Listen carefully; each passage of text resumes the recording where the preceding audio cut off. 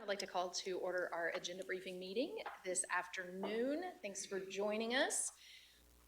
Commissioners, are there any items on our 5 p.m. agenda that needs to be discussed this evening? Questions? All right, there being none, our first staff update is a Helene update, and Kevin Madsen, our Helene Recovery Officer, is joining us. Good afternoon, Kevin. Yes, we have a couple of Oh, we have some other folks. All right. So Burnett and Brad. All right. So we'll start with Kevin on his update. All right. And then we'll let you introduce everyone else for us. Thanks, Avril. Sounds good. Good afternoon, Commissioners. Kevin Madsen, Helene Recovery Officer. Have an update for you today on Helene efforts. This will be our monthly update on recent recovery efforts. I'll start the briefing with a general update, and then Burnett will take over and talk about landslides in our community, and then Brad Hughes will wrap up with the Hazard Mitigation Grant Program. So 3 different elements for today's conversation, and we'll pause for questions throughout. To start off, as a quick reminder, our Helene Recovery Plan is up for adoption endorsement this afternoon at the 5 o'clock meeting. And that plan does focus on the county-wide approach with 114 projects.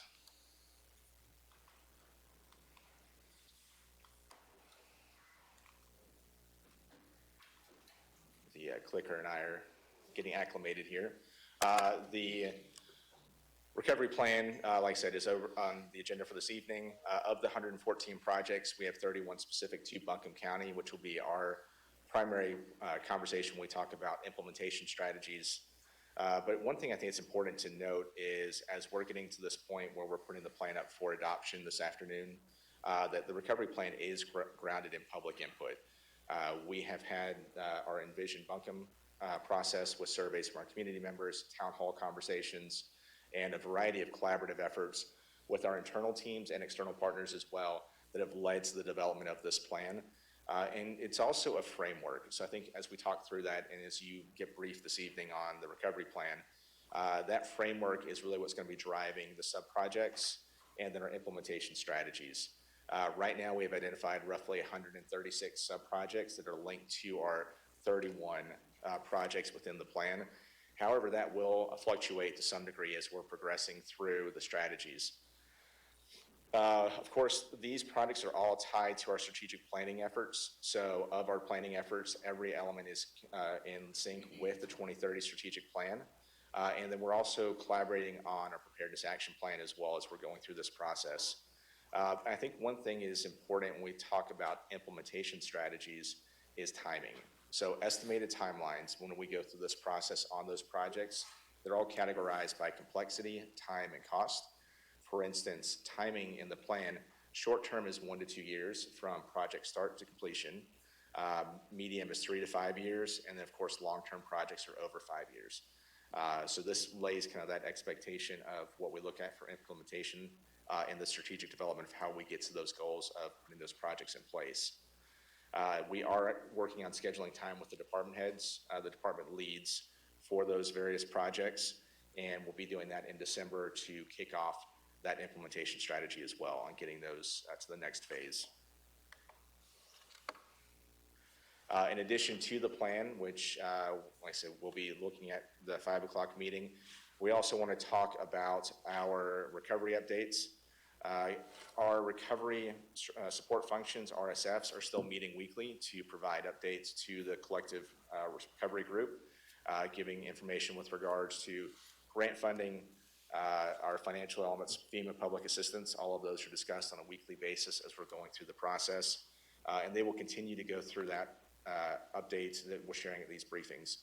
One of the key elements I wanted to mention is that one of the efforts recently resulted in nearly $1 million for the Swananoa sidewalks, which is part of the Helene Recovery Plan for one of our projects as well. So even though we're getting to the adoption this evening, efforts are continuing and leading us to the successful completion of those projects as well.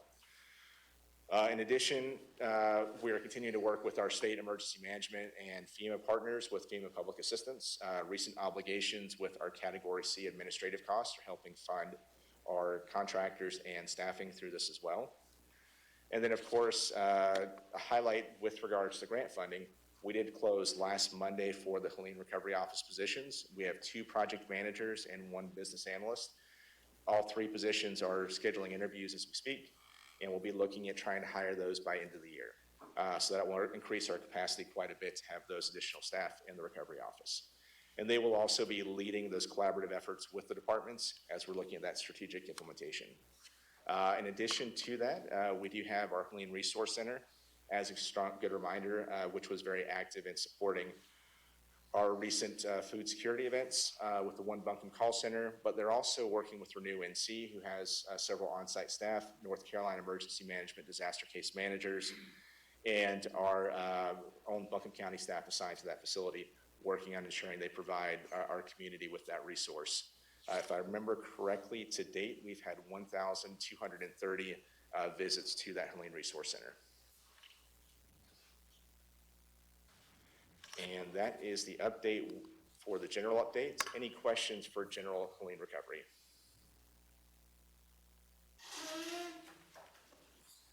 Okay, we will progress next to our landslide updates. Thank you, Kevin. Good afternoon, Commissioners. I'm here to share some of the progress that has been taking place as it relates to landslides in the county. If you all recall, we've identified the Grovemont slide out in Swannanoa as our test or protocol prototype slide that we're moving forward with an architectural and engineering study. If you guys recall, an A&E study is a more in-depth analysis of the slide that's taken place in addition to the initial assessment that the FEMA task force conducted. So the output of the architectural engineering study are recommended stabilization methodologies as well as associated costs to perform the stabilization. So it's really, this is the first phase, right? And to that end, we've identified a vendor, and we are currently in the process of finalizing a contract with that vendor to perform the A&E study. Now, we hope to have a contract for you all to basically vote on and approve the first meeting in December is our target. And when I say that this is our test slide, one of the criteria that we're really testing with this slide is the funding agreement that we've aligned with North Carolina Emergency Management. So the agreement is that for these larger slides, they will be advancing to us 75% of the contract amount, with the balance to be paid upon completion of the work. So upon execution of a contract, that then triggers the payment of funds, which then the vendor will then move forward with actually conducting the A&E study. So we're well on our way for the Grovemont slide. In addition, there are 2 slides on county property. There's one at 40 McCormick Place and one at the landfill. The McCormick Place A&E study is currently underway. There's a vendor, there's a contractor that's currently conducting that, and the timeline for completion is roughly within the next 90 to 120 days. And then for the landfill slide, the next step for that is to conduct the request for qualifications, the RFQ, which is where we put that out and vendors can provide their qualifications, and an internal team then selects the most qualified vendor, which transitions nicely into my next slide here. So talking about the next steps. So if you all remember, in conjunction with the FEMA Landslide Task Force, they did initial assessments on 55 slides. 25 of those 55 met the criteria for A&E funding from FEMA. So the next step in the process for these remaining slides is to issue the request for qualifications. So basically identifying the most qualified vendors to perform the A&E studies for these remaining slides. And The strategy that we're going to be leveraging for these remaining 25 is to create groupings of these geographically rather than issuing 25 independent RFQs. We're hoping to whittle that down to roughly 3 or 4 larger ones, just to kind of minimize the burden on staff as it relates to the RFQ process. But we'll be moving forward with our next RFQ offering the end of November, beginning of December, with targeting a vendor selection by the middle of January, roughly-ish, is what we have on our timeline. And this all coincides with the increased resources that the Recovery Office will have to help manage this process, because it is relatively time-intensive to project manage these slide projects themselves. Sure. There, just some clarification. So out of these, okay, 25 met FEMA, and then the remainder, the funding from those is coming from, okay, you don't, like, this is, we have the pilot, and once we do the pilot, we're seeing how that works, and then we're thinking maybe that's the same route we go for these, for the additional, for the other 25? Right. Okay. Yeah, so the 25 FEMA has allocated funding for an A&E study. Okay. And then So they remain, and even that's just the study? correct. That's right, that's Okay. right. And then the next step is the actual stabilization. Okay.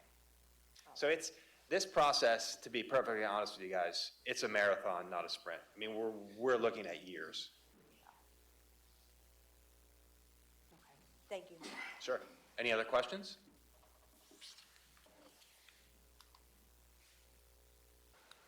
Okay, we'll move over to Brad.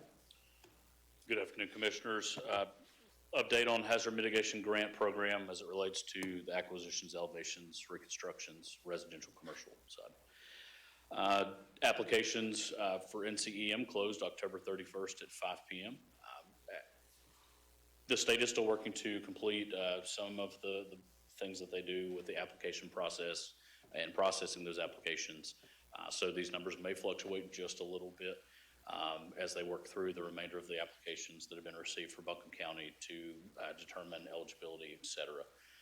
Right now, we're at 277 applications for acquisition, 95 elevation, 53 for land and slope stabilization, 9 for reconstruction, for a total of 429 applications. That's an approximate 27% increase since we last talked, which is crazy to think it was June when we were last here. But that was about a 27% increase in total applications from the last time we had shared an update. A quick update on the application or the acquisition projects by group. Group 1 and Group 2, unfortunately, we don't have an update. They're still awaiting FEMA review and decisioning there.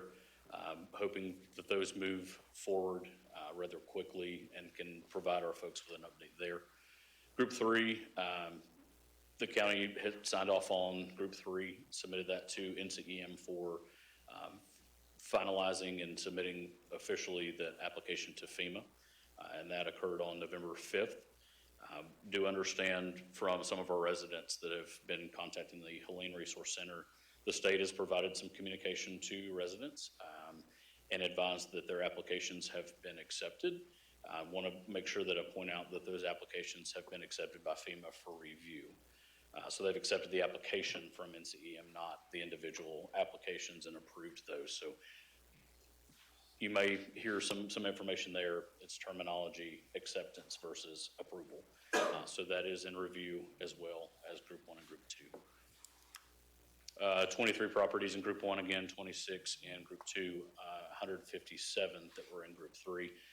That did increase around 6 that the state was able to identify and add to that group before county management had signed off on that. Just a reminder of the process. So once we're awaiting FEMA. Once FEMA decisions and hopefully approves that application, we're using the state-centric model, so they will open up an RFP process for the vendor or vendors that will conduct the demolition and debris removal for those properties. That'll be open for about 30 days. That process will close. NCEM will review and choose the vendor or vendors. At that point, they'll send a notice of award.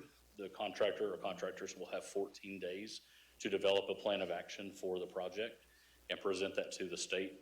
At that point, the state will work with the county and will work with the state and the vendor to understand what that project looks like. We'll coordinate a meeting with the folks that were approved in the group, and the contractor, the state, and the county will come together with those property owners.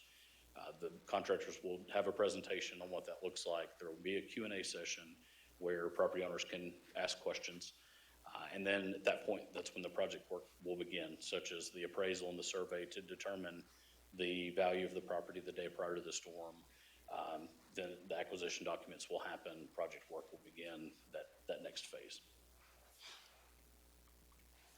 I do want to point out we have received 2 elevation projects as well. So just like the acquisitions, we have 2 for elevation.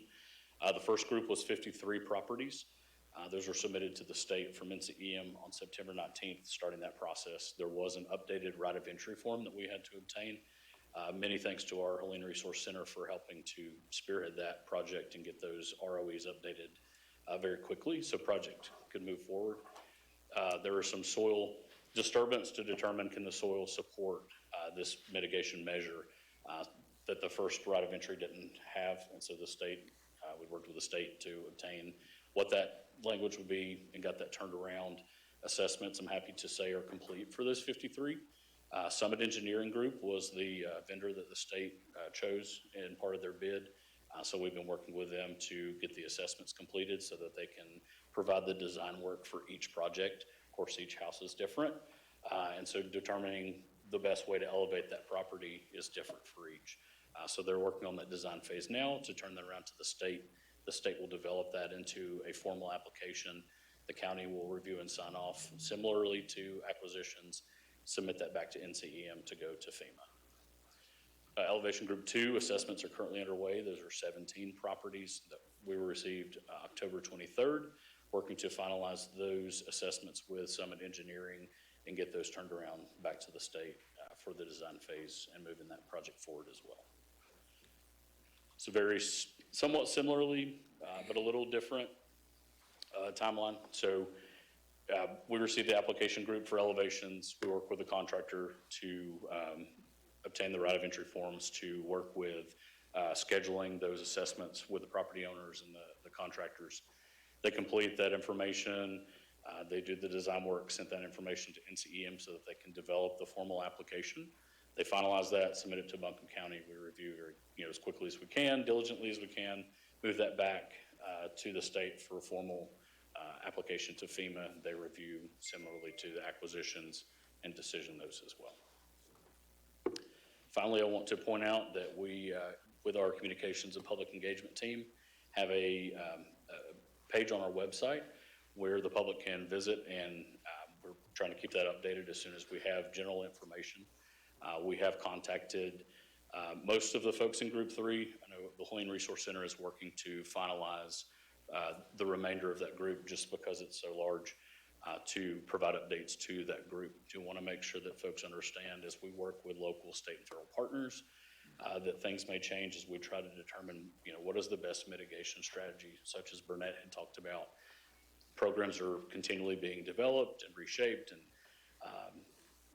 we're trying to work with what is the best way to mitigate properties from future disasters. So work with us, be a little flexible at times because things may, programs may develop and we have new opportunities that we can utilize to best mitigate properties from future disasters. So this is a great link for our public to review and check back often so that we can provide the most general updates as we can. And again, as soon as we have updates for Group 1, Group 2, Group 3, or the elevation groups, we'll contact those folks directly with that update as well. Any questions? Brad, thank you for clarifying that FEMA has accepted the applications to review. I think that's been a common misunderstanding across a number of our residents that are saying, well, some people have already heard. It's very helpful to know they've heard that they were accepted for review, and that's where we are in the process. Thank you for that clarification. Yes, ma'am. Are there questions, commissioners? Do we expect any more batches of acquisition or elevation Great question. I meant to mention and I did not. Yes. So we are around 70 acquisition applications that have not been returned to us. So we expect additional batches. We know that the state's deadline is approaching, so we're hoping to have those as soon as possible, working with our state partners to see if there's a way that we can help speed that process up. We're also doing some review internally so that we're able to move that process forward rather quickly, anticipating the remainder of the applications that we're aware of and working through those decision matrices, et cetera. So when you say there's 70 that haven't been returned to us from the state? From the state, so they've applied, but they've not been in a group for us to formally, submit as an application yet.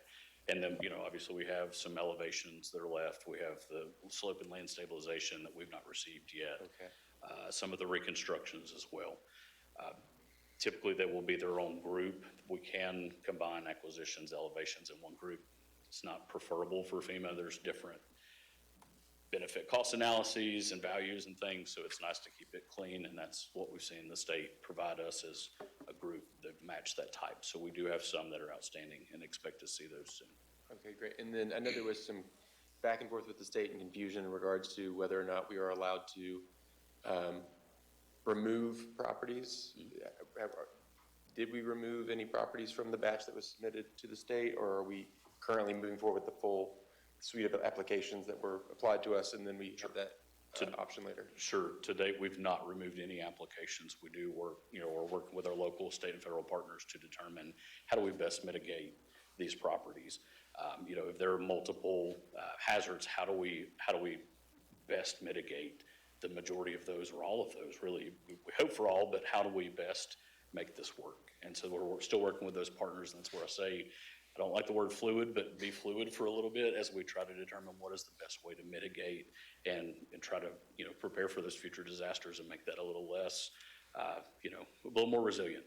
Yeah, I recognize it's a new process for all of us, so I appreciate your tenacity and sticking with it, and we'll continue to figure out as it comes. Thank you. Absolutely. Thank you. I guess my question is related to landslides. I'm trying to articulate it as specific as possible, but I would assume and hope that the state and maybe NCEM themselves are thinking about landslides as this unprecedented thing and have done some level of research and cooperation with other states to learn what other states have done on how to handle just mitigating landslides and property that's had landslides on them versus may have landslides on them in the future. What can you tell us, I guess without guessing, what can you tell us about what you've heard from the state on their kind of level of research and engagement with other agencies on? So we've had several conversations with our state and our federal partners. Mr. Madsen also has some experience with landslides and tapping into that resource as well. I don't know if you want to speak on some things of that nature as well. I can. I was going to let Burnett go first, and then I think there's really from my perspective, there's two very different paths as we talk about landslides. So you have the HMGP path for the individual homeowners, and then you have the FEMA public assistance path that is what we talked about with the 25 that have received FEMA funding. It's interesting to be here talking to you guys today because it's, reflecting on the journey over the course of the past year for myself and just thinking about how the trials and tribulations of this and to get to this point where we are today. I mean, to answer your question, this was, in terms of the magnitude and the scale, this is unprecedented. Like, we heard that time and time and time again with our FEMA partners. And they didn't have a playbook for it. And they wanted to kind of push us down into the traditional public assistance path where everything is based on a reimbursement. So the county would be asking for reimbursement for millions and millions of dollars. So, just clearly articulating to them that we were not in a cash flow position to do that and just kept pushing and pushing and pushing. And we were able to arrive at this deal with NCEM where they're advancing us that 75% of the contract amount up front. That is unprecedented. Like that's a model that we're kind of like the guinea pig for in terms of Western North Carolina. So I don't know if that answers your question specifically as it relates to the public assistance side. I think from my perspective, we have been definitely kind of building the plane as we're flying it, just due to the unprecedented nature of what took place as it relates to landslides here in the county. Thank you. Sure. I will speak as well. So I mentioned several conversations, but we have asked for the state to look into, very similar to private roads and bridges, some other programs that they've implemented. Can they look at something to help mitigate landslides as well? Because we, obviously had an unprecedented amount, as you've alluded to, and trying to fix those. We had some that were in group 3, not all are in group 3. So we still have that problem. How do we try to fix that?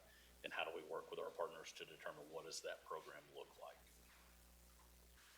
Yeah, and just hopping onto both of those topics, one of the key things with the FEMA perspective on public assistance, we're following the public assistance policy and guidance version 4 from whenever Helene occurred.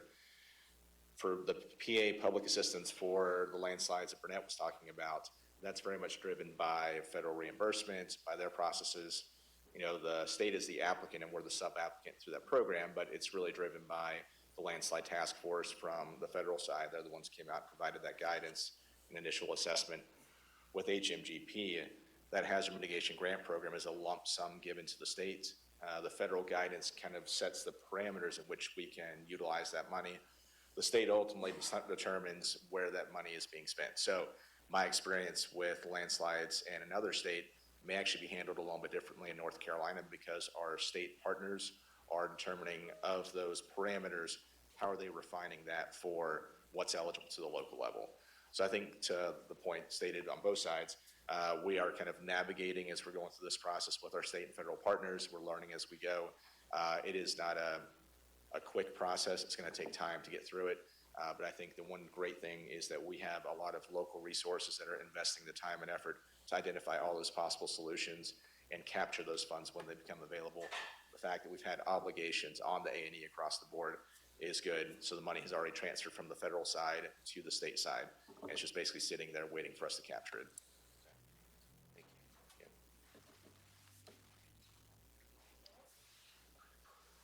Okay. Thank you all. Thank you, guys.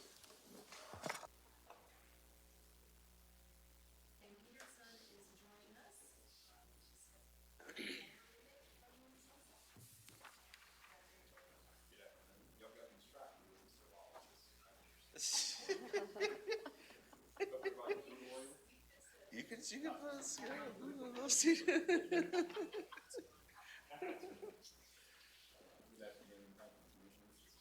So one, hopefully provide some information on the places you're going to hear about. We're hoping for next month in one of the regular meetings, and that's the termination of the solid waste hauler rebate program. Closer. So what is the program we're talking about? In 2015, the commissioners passed a budget ordinance, and essentially what this did was the target of the program was to incentivize haulers to bring volume to our county facilities. And being an enterprise fund, as solid waste is, it's important, like other businesses, that we have that steady, consistent revenue stream.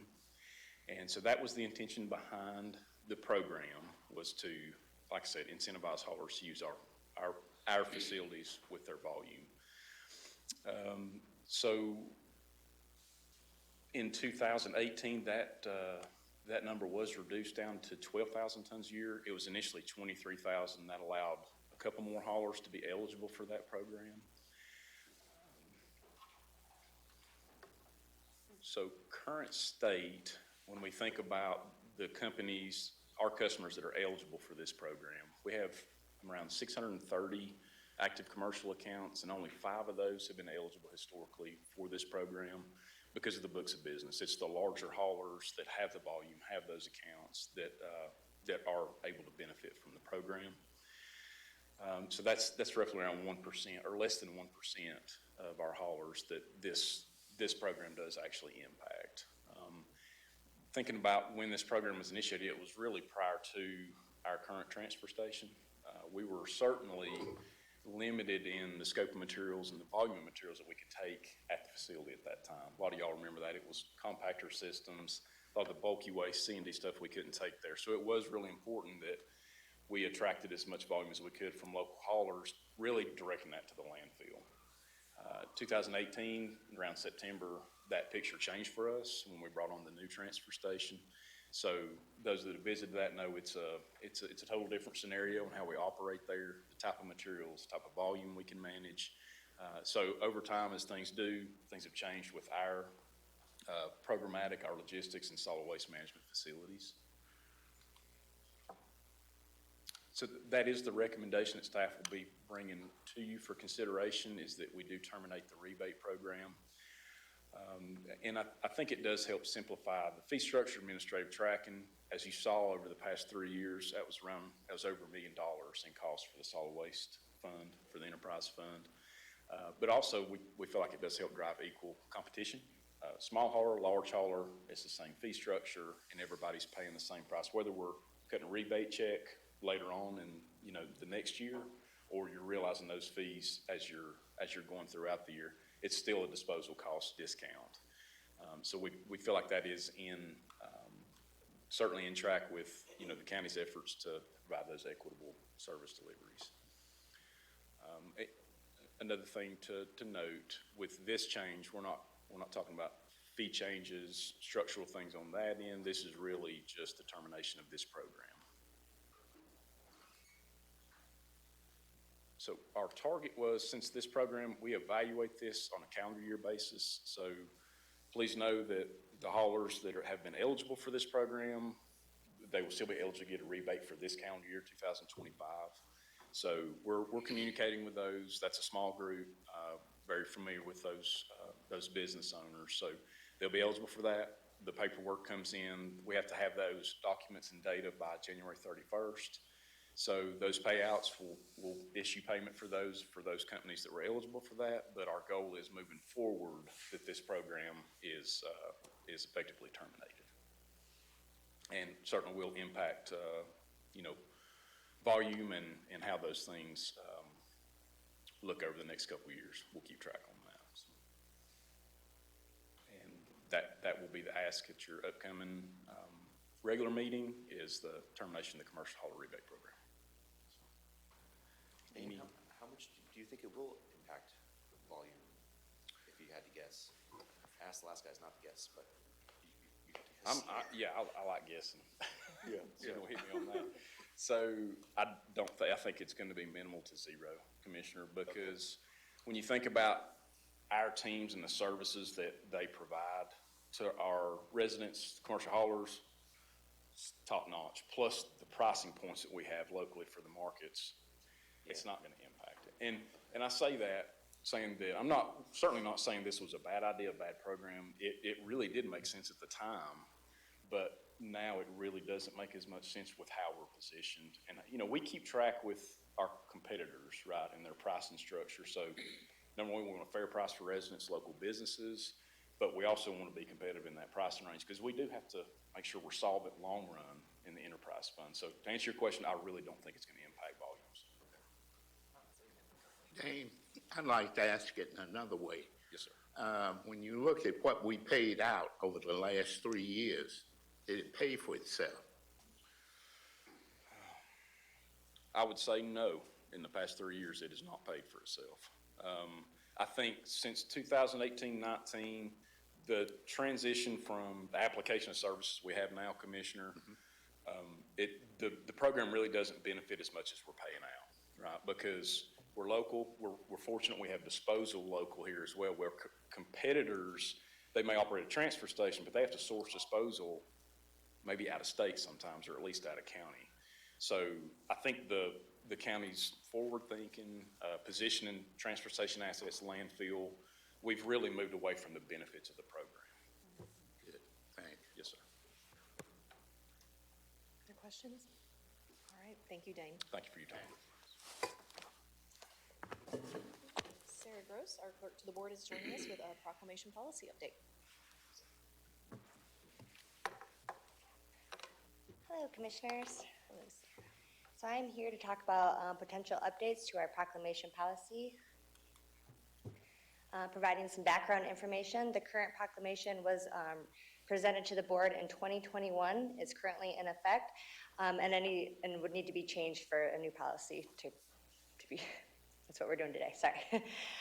This proposed policy is intended to clarify the process. There has been some recent questions, so we're hoping to clarify that process. In drafting this proposed policy, we did review various proclamations for jurisdictions across the state. We mostly pulled from the state of North Carolina's proclamation policy, so that's a lot of what you'll see today. It is written for external parties requesting proclamations. Currently, our current proclamation policy is not online, so it's not accessible. So we're hoping to put that online so people know how to make proclamation requests, and then we are asking that the board do adopt the update. So the next two slides here, I'm just going to walk through some of the proposed changes to the policy. In general, again, the tone of the policy changes because it was, the current policy was written as an internal policy, so now it's more of a public-facing in that tone. For objectives and intended use, we just clarified some of the uses for proclamations. We also removed any language referring to resolutions, which are different than proclamations. When we're talking about proclamations, we're talking about ceremonial documents that are honoring a person, place, or event that has an impact here in Buncombe County. We also revised the submission process. The current policy was 6 weeks for requesting parties to submit that. That was a long lead time and rarely ever adhered to. So we did reduce that to 3 weeks, which still allows staff time to go through the review process as well as do any formatting needed. There's also a clause in there that reserves the right for the clerk as well as the board to make revisions as necessary. This is often done mostly for formatting. We might have to shorten it. And then lastly, or also, how to submit policies. We clarified the steps for submitting policies. Those will go to Stacy Woody, our deputy clerk, and she will coordinate with if it's going to go on an agenda or to an event. She'll help coordinate that process. And then lastly, and probably more substantial, is the approval process for proclamations. The current policy requires that there's a requirement for endorsements of 3 board members before it is added to the agenda. This proposed policy streamlines that process, that it'd be the chair to approve. However, if she denies it and it were to, if it does meet all the criteria within the proclamation policy, that it could come to the board for the board to consider for it to come onto an agenda. The meaning or the reasoning behind this is just to streamline that process. It was hard for external parties to, there was no process for them to reach out to 3 members to get it on the board. So the idea is to streamline that process. Can I ask a question about that specific piece? Yeah. So recognizing Chair Edwards may not always be the chair, if the chair were to deny a proclamation, how would the rest of the board know that that proclamation was denied so that therefore they could bring the, recruit other commissioners to bring that forward? Oh, great question. And we can bring that into this proposed policy. The clerk or the deputy clerk would bring that to the board's awareness. Okay, so the FYI, Yeah, the chair has FYI. denied this, Yep. and then there's, okay. And thank if, 3 or more members want to take action, I was going to say, I think it could be good. It could be good to write that in to say if it is Yeah. denied, it will be shared with the full board so that it could be Yeah, picked we'll up. clarify that. I agree, because, you can't just base things on who's commission or county manager or whatever. Right now, you have to do policies for whoever that happens to be. And my question was around that too, because I seem to remember back, I've forgotten what year we discussed this, but I seem to remember us having a discussion around, that process, and we landed on the 3 endorsements, and I'm trying to remember the reason now, after all this time, but it did seem like we did that partly for buy-in, right? With that was It's part not of the it. full 4 that would require to move it, but the 3 at least is enough to. at least Bring it enough to forward, say that there was enough. That was part of my recall. Any of the other ones that were on here at that time, I remember us having the conversation. Also aligned at the time with the policy that changed where the chair couldn't just put an item on the agenda, that it had to be 3 commissioners who did that. That was prior to my time on the board. That might be what you were getting ready to say, Avril. Having worked alongside Sarah and Stacy, you know, on some of this and digging into the research, I mean, the vast majority of these, I can't think of one in the last 7 years that has come forward that the commission has denied, because they are, in fact, ceremonial. And so, honestly, it is just to streamline, because what we were also finding is, it goes back to that, people not knowing how to get to they didn't know the steps to follow to get 3 commissioners. It was lengthening the process. This just puts it straightforward. It's either a yes or a no, and if it's a no, then Sarah would say, hey, this has been denied, and it will be on the next agenda for full approval. Yeah, and I think honestly, the only reason it would be denied is because it didn't meet the stated criteria of what a proclamation is to be for. I can imagine a future commission where it's a chair that's less eager to work with the commission, right? And this is far-fetched, but let's just say a future chair says, I don't like Black History Month, I'm just gonna say no. Right, like that's a proclamation I prefer not to move forward. So just the process by which the other members of the board could say, well, we actually would like to bring this forward.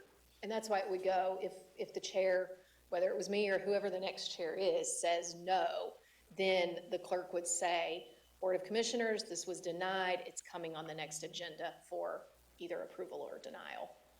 I think it makes it a much more transparent process for denial, specifically, that if it were to be denied, then it would automatically be on the agenda for the full Board of Commissioners to review. I thought misunderstood? You might have been saying it right, but I misunderstood. If the chair denied, I thought then 3 commissioners could bring it. Because if you deny and it still shows up on the agenda, then you defeat the purpose of even reviewing it, right? That could cause more confusion. Right, so That's I fair. thought if the chair denied it, then it would go to the full board, and if 3 agrees. If 3 agree, that's correct. I misspoke. Goes back I to the- misspoke. I'm sorry about that. And the 3 would put it on the agenda. That's correct, yes. I was misspeaking. I got Not ahead of myself. automatically go to the agenda. That's, yeah, I misspoke. I apologize. It's helpful, okay, thank you. I'll build that in. Yeah. And with that, today we were incorporating any feedback, so I will build that in. And then we hope to have this on the upcoming regular meeting on December 2 for adoption. I've got a couple more questions on it. I really appreciate all the work on this. I think it does help make things streamlined, and 6 weeks is a lot to have to wait. I mean, the month could pass, right? The former policy stated proclamations and resolutions. So are we going to have a separate policy for resolutions, or how would we handle those? Yes. I think that the resolutions are different than proclamations, because resolutions may have an effect, proclamations don't have any effect on any policies, procedures, Yeah. anything like that. I think that if you are adopting a resolution or an ordinance, you would just follow your normal board rules and procedures that you have in place, where 3 commissioners where you would work on your standard agenda to put the resolution on the agenda. But proclamations are a little bit different because they are ceremonial. And I don't think that you want to take up a lot of staff time or your time really debating about whether or not to put something on or to do the proclamation itself. So commissioners can bring forward a resolution 1 week ahead of time? I would have to specific. No, you just sent that email out, so I believe that's accurate. So if a commissioner wanted to bring a resolution forward, it would need to be requested at least 1 week prior to the meeting.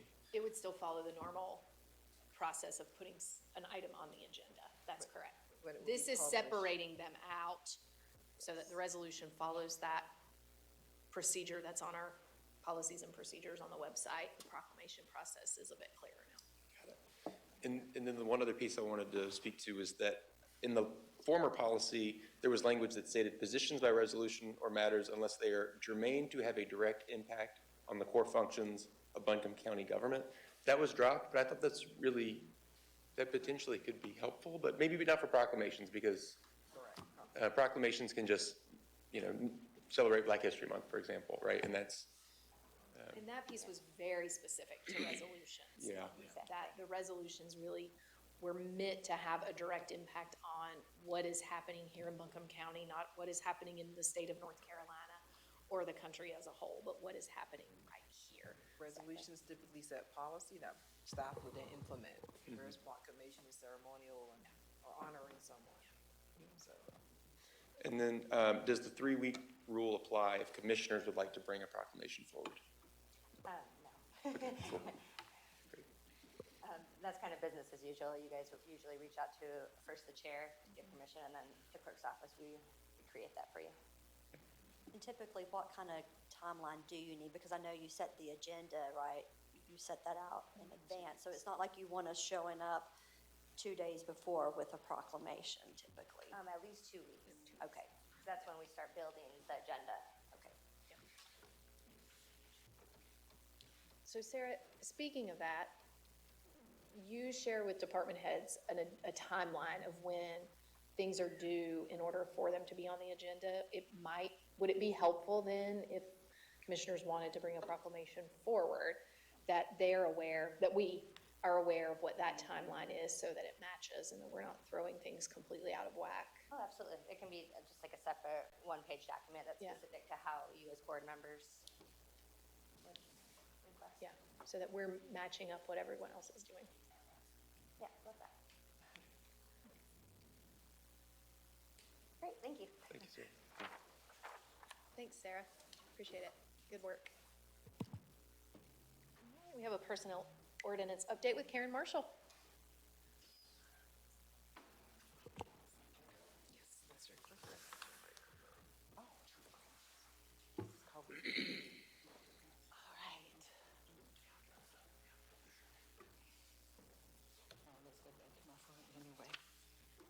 Good afternoon.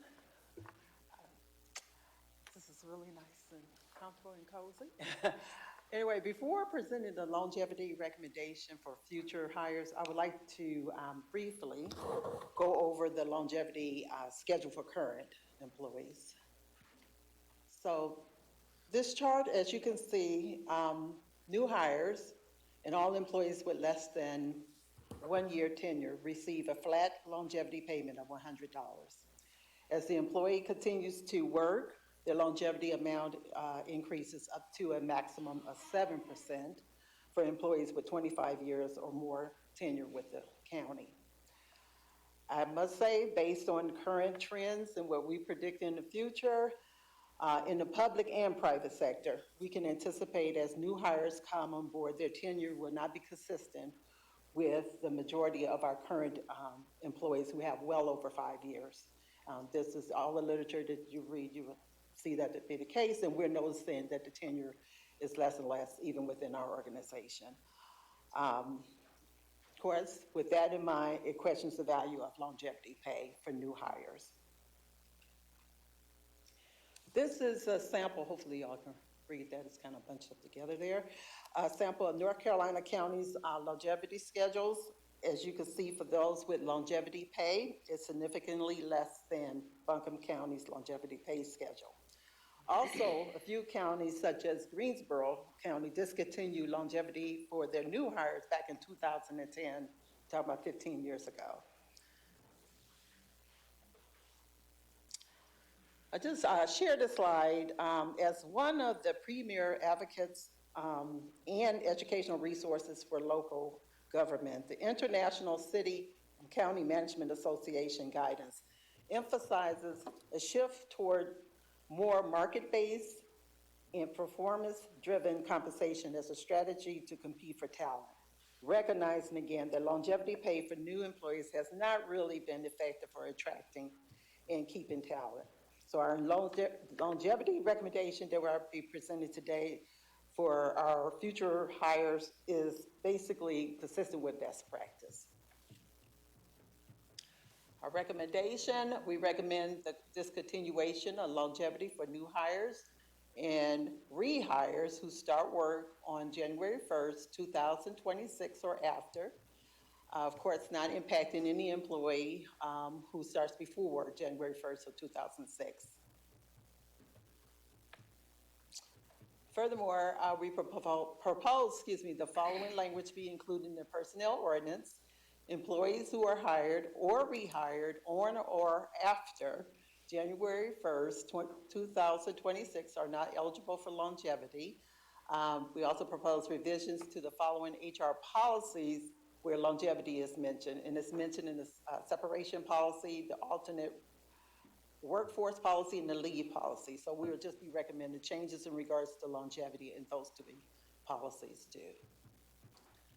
The board action, on December the 2nd, we'll be requesting the commission approve, that's sensitive to the, approve the personnel ordinance and HR policy revisions, discontinuing longevity for new hires and rehires who start work January 1st, 2026 and after. Are there any questions? Any questions for Karen? Thank you. Okay, thank you. Very much. All right. Okay, we have one more item, and that is an update on this Sawananoa Small Area Plan, and Jillian Phillips is with us.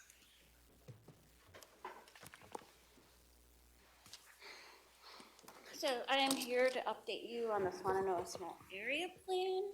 Oops. All this new place, new technology. What I'm going to cover in this presentation is project timeline, how we are working with our partners, engagement so far, boundary poll results, policy map concept, SWOT results, vision statement creation, and upcoming public engagement. So just to remind you, we started in January 2025. We hope to be finished in August 2026. We are in the middle of our really intensive public engagement to get the community's input. We've conducted a SWOT analysis with them. We are currently working on their vision for the community, including that vision statement, but also the vision map for the community. We have a draft of the existing condition study and the hazard assessment, and we are sending that out to our technical expertise committee for feedback and review. And just to give you a timeline of what the board and committees have been doing, the steering committee has been very busy. They helped us with that policy map. They reviewed the SWOT analysis. They developed a vision statement, and they just helped us with our big design workshop. The process for that on November 10th, which we will bring out to the public on December 3rd. So we have three big partners for this project. We have Land of Sky, which are our consultants, and they have been helping us with our existing condition study and hazard analysis, analyzing our SWOT analysis, and they will help with our big engagement push for the vision mapping and the vision statement. And they are starting to help pull policies and actions that might eventually end up in the plan. North Carolina Wildlife Resources Commission, we received a $10,000 grant from them. But what we have been really leaning on is the 80 hours of technical assistance from their staff, and they have also helped with our existing conditions and our hazard analysis. And then Mountain True, concurrently, while we're doing this county process, is doing a community-focused recovery plan. So what the community can do to recover as opposed to the county doing to recover. And we are sharing information back and forth with Mountain True and keeping updated into where we are in each of our processes. And we're also piggybacking on each other's engagement events so we don't overwhelm the community with tons and tons of engagement. So far we've done a SWOT analysis and we did a mapping poll.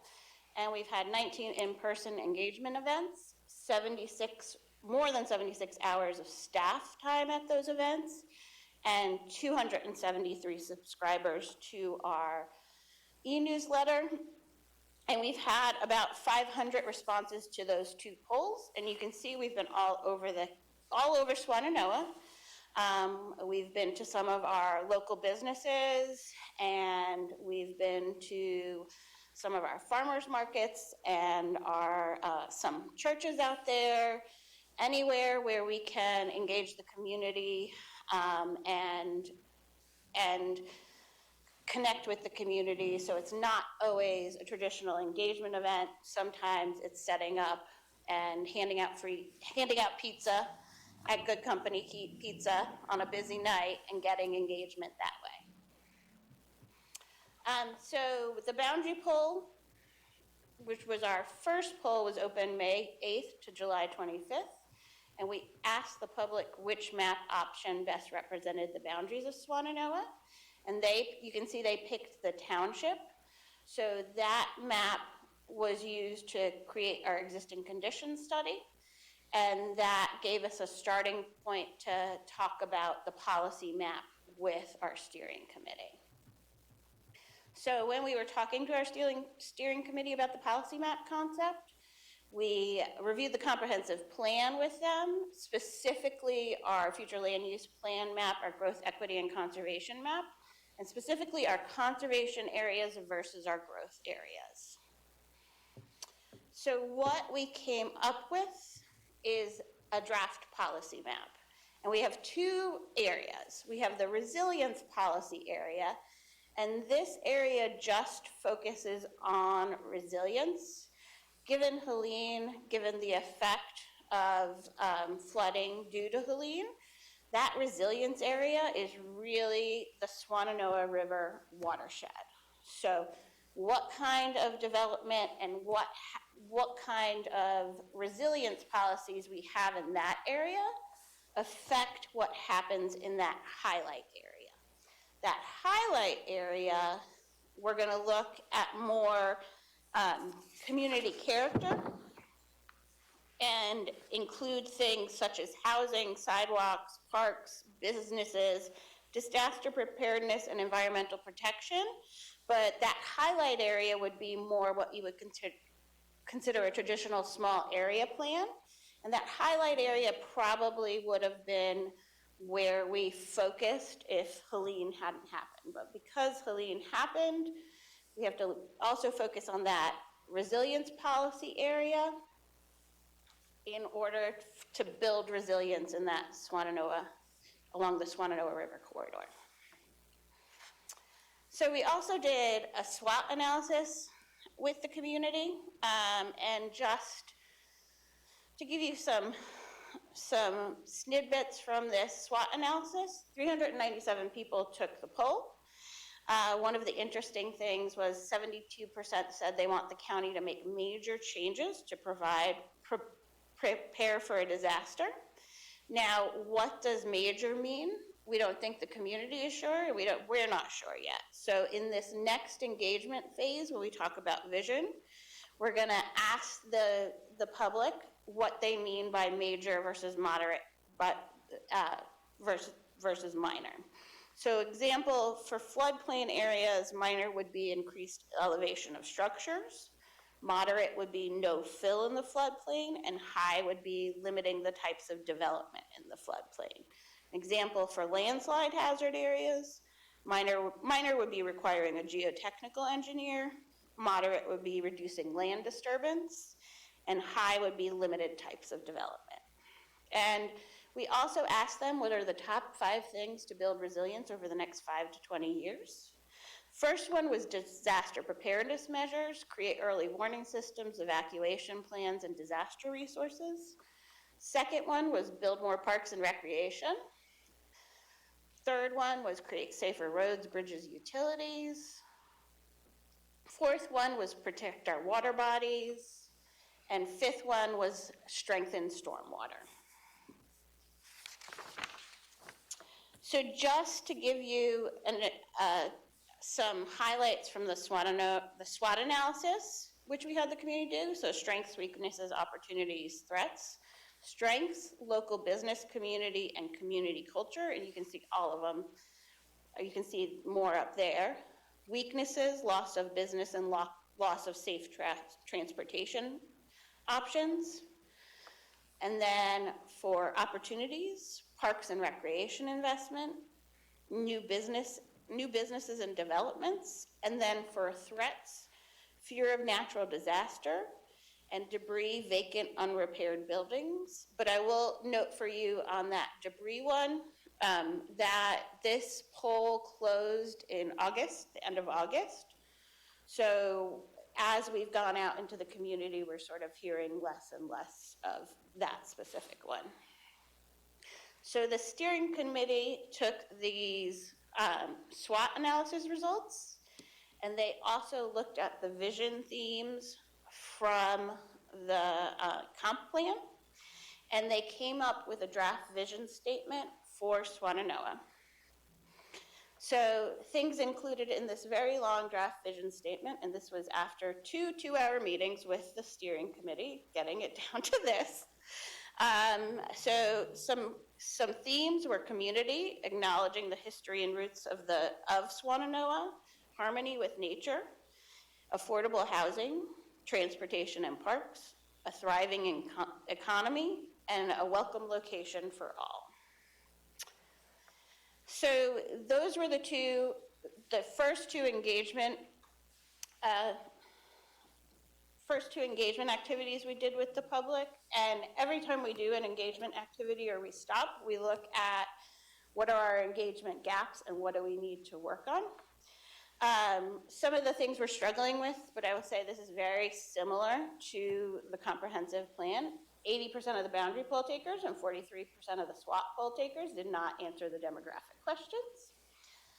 26% of poll takers did not disclose their relationship to Swannanoa.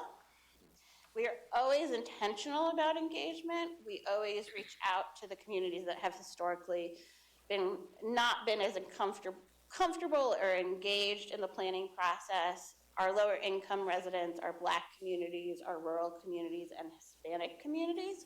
So every phase, even if they don't fill out that demographic data, we specifically reach out to that community and specifically use our partners in the community and provide them with the information and have them reach out. One other gap is individuals under the age of 26 were not represented, so that is something we will work on the next phase. So how we're going to address some of these things, we're going to do outreach to areas outside the most populated area in this vision engagement phase. We're doing events at elementary schools, now middle schools. We just got a middle school, and Warren Wilson College to reach out to that youth. We'll do specific outreach to Hispanic and faith communities as a way to reach rural, Black, Hispanic, and lower income residents. And we're asking the steering committee to be ambassadors for the plan. We always give the steering committee homework. They probably hate me. And we provided them with 100 palm cards, posters, and said, your homework is to hand out these 100 palm cards for this next engagement phase into your communities. Because what we have found through the comp plan and other engagements is some people are much more trusting and much more want to talk to people they know in the community, locals, than the random planners for Buncombe County. So our upcoming public engagement is our vision mapping phase. We will test that vision statement and policy map. We're going to have a very big, hopefully very successful meeting at December 3rd, Owen Middle School. We hope to see some of you there maybe. And then we're going to have some pop-up events at schools, and we always have an online component.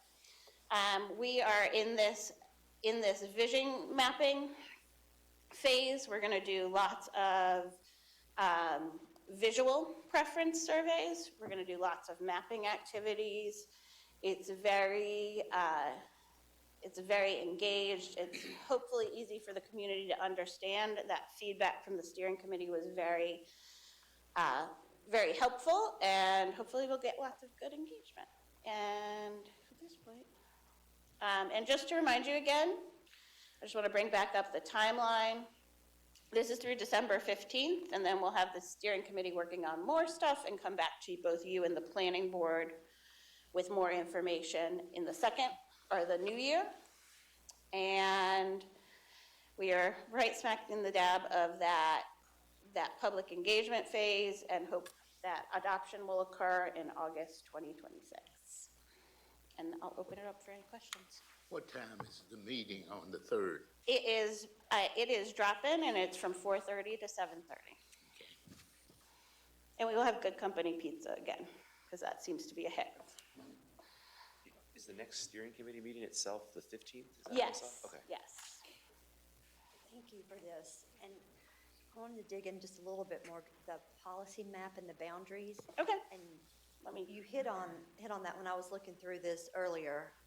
I was thinking back to the comp plan, right, and it was gonna be more of a focused area, and certainly that boundary pole is a much larger part than what we typically would have seen. So I'm just curious, I mean, you started talking about it, but from the planning point and what we're gonna be able to do, can you just talk more to what you're envisioning, what you're gonna try to do in that broader area versus that focused area that is typically a small area plan? So the focused area, exactly right. The focused area will be typically a more typical of a small area plan. It'll talk about resilience, but it will also talk about housing, community character, transportation, parks and recreation.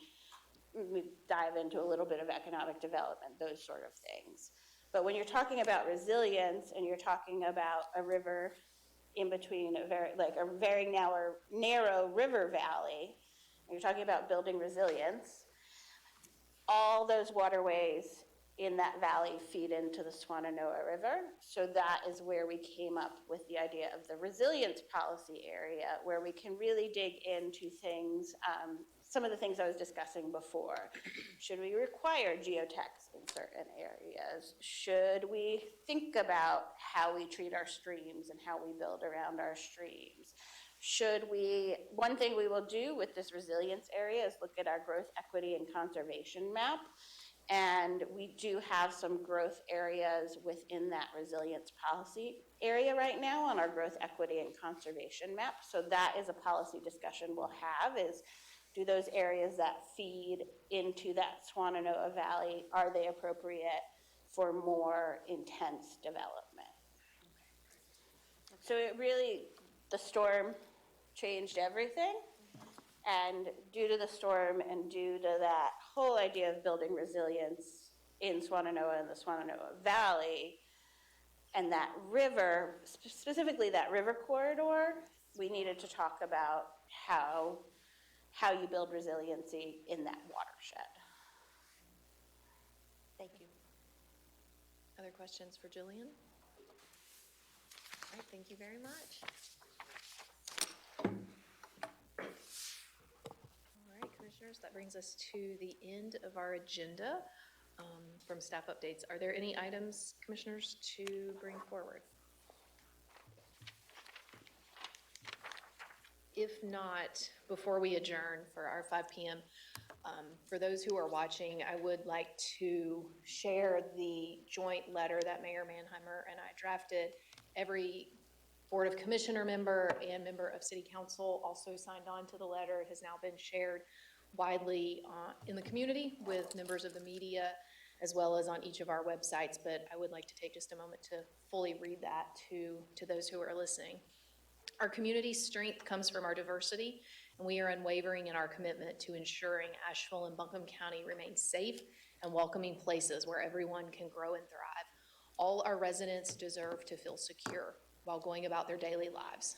Expected U.S. Customs and Border Protection operations are causing unnecessary fear in our community.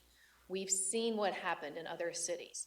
People without criminal records detained, violent confrontations erupting.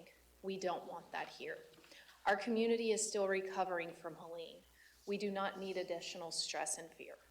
We stand with all residents who simply want to go about their lives and contribute to our community. We are committed to following the law and protecting the rights and dignity of everyone who calls Asheville and Buncombe County home. Know your rights. Organizations, including Pisgah Legal Services, stand ready to assist individuals seeking legal guidance on immigration matters. If you need the police, call 911. The Asheville Police Department and Buncombe County Sheriff's Office do not participate in ICE or CPB operations and are not involved in federal immigration enforcement activities. We know people want to speak out and make their voices heard. That is your right. We ask that as a community, we do so peacefully. In closing, we call on our community to stand together. No matter our political beliefs, we are united in support of hardworking and law-abiding families who call this place home. Thank you all for your support in issuing this statement to members of our community. Are there any other items? If not, do we have a motion to adjourn? Oh, I guess, Madam Chair, is Yes, that sorry. a resolution or a statement, or That is a what statement. form did that just take? that is a statement that was sent, that everyone read, Okay. signed off on. Okay. Yes, Thank you. So moved. thank you. Do we have a second? All in favor? We are officially adjourned. Thank you.